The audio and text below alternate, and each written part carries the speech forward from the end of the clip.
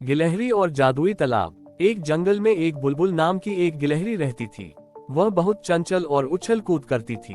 कई बार जंगल के जानवर उसे समझाते थे कि इतनी उछल कूद और शरारत करना ठीक नहीं है, लेकिन वह नहीं मानती थी।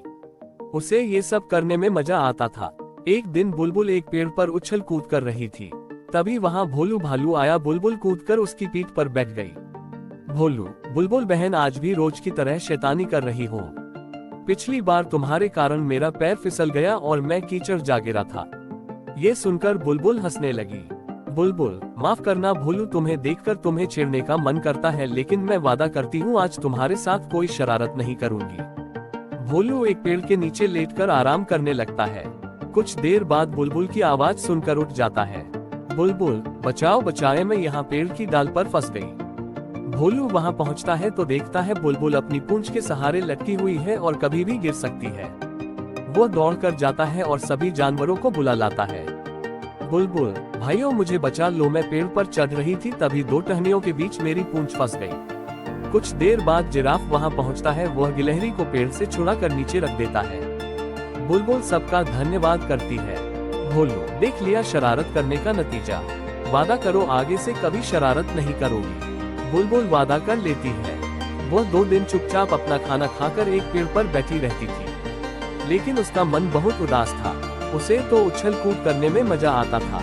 एक दिन वह पेड़ पर बैठी थी, तभी उसने देखा चंचल बंदर इस डाल से उस डाल पर कूद रहा था। ये देखकर बुलबुल का मन भी यही सब करने का होने लगा। अगले दिन उसने फैसला किया कि वह जंगल से दूर दूसरे जंगल में जाकर खेला करेगी, जिससे गाँव वालों को उसकी शरारत के बारे में पता नहीं लगेगा। सुबह होते ही वह सबसे बचती बचाती दूसरे जंगल में पहुंच गई। वहां पहुंचते ही उसे एक बड़ा सा तालाब दिखाई दिया। उसने सोचा क्यों न पहले नहा लिया जाए। वह जैसे ही तालाब के पास पहुंची, एक चिड़िया ने उसे आवाज लगाई। चिड़िया बहन, क्या तुम इस जंगल में नहीं आई हो? इस तालाब से दूर रहना, इसमें कोई भी नहाने जाता है उसके शरीर का एक हिस्सा गायब हो जाता है। बुलबुल, वह ऐसा कैसे हो सकता है? तुम झूठ मूठ में मुझे। चिड़िया, तुम्हारी मर्जी, मैं तो तुम्हें सावधान कर रही थी। जाओ नहाकर देख लो, पता लग जाएगा। बुलबुल नहीं मानी। उसने तालाब में डुबकी लगा ली। उसे बहुत मजा आया। वह बहुत देर तक तालाब में नहाती रही। जब वह तालाब से बाहर निकली तो चिड़िया उसे देखकर हंसने लगी। बुलबुल, तू क्यों हंस रही है? चिड़िया, तुम्हारी पूंछ कहाँ है? बुलबुल ने पलटकर देखा तो उसकी पूंछ नहीं थी।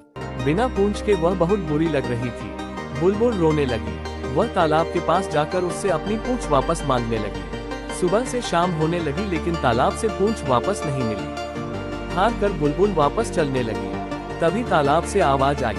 तालाब, ये जादुई तालाब है, तुम्हें चिड़िया ने मना किया था यहाँ नहाने के लिए, लेकिन तुम नहीं मानी, इसलिए तुम्हारी पूंछ चली गई। बुलबुल, मुझे माफ कर दो, अब मैं कभी किसी से बिना पूछे उसकी कोई चीज इस्तेमाल नहीं करूंगी।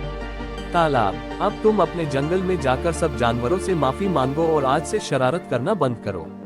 जंगल में सबकी मदद करो, फिर धीरे धीरे तुम्हारी पूंछ वापस आ जाएगी। बुलबुल जंगल में वापस आ जाती है। अगले दिन सब बिना पूंछ की गिलहरी की हंसी उड़ाने लगते हैं, लेकिन बुलबुल बुरा नहीं मानती। वह सबसे माफी मांगती है।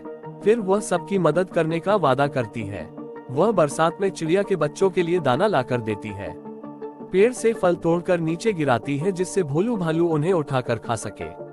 इसी तरह वह सब जानवरों की मदद करने लगती है, जिससे सब उसे दुआएं देते हैं। उनकी दुआओं से उसकी पूंछ धीरे धीरे वापस आ जाती है। ये देखकर गिलहरी बहुत खुश होती है।